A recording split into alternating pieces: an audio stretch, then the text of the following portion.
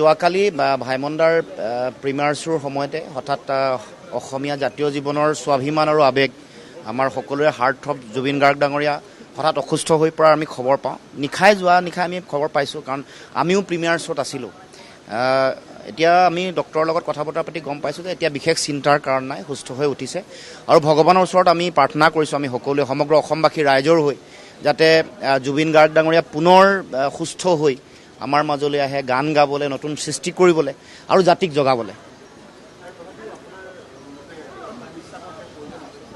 নিশ্চিতভাৱে যথেষ্ট কষ্ট কৰে আৰু উৰেটো নিশা তেওঁ গান গাই, সুৰ দিয়ে, বিভিন্ন মিউজিকৰ লগত বিভিন্ন কাম কাজ কৰে। আৰু এতিয়া শেহতীয়াকৈ যথেষ্ট তেওঁৰ বোজা বেছি হৈছে, বিশেষকৈ চিনেমাৰ লগতো জড়িত হৈ পৰিছে।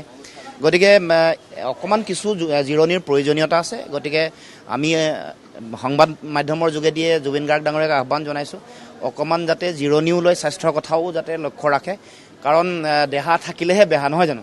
গতিকে মই ভাবোঁ যে স্বাস্থ্যটো ভালে ৰাখি সৃষ্টিশীলতাটো অটুট ৰাখক আৰু আমাৰ সমাজক, জাতীয় জীৱনক নতুন নতুন ন সৃষ্টিৰ সোৱাদ দিয়ক, খোৰাক দিয়ক আৰু সমাজক, জাতিক জগাবৰ কাৰণে যাতে সদায় কাম কৰি যাওক।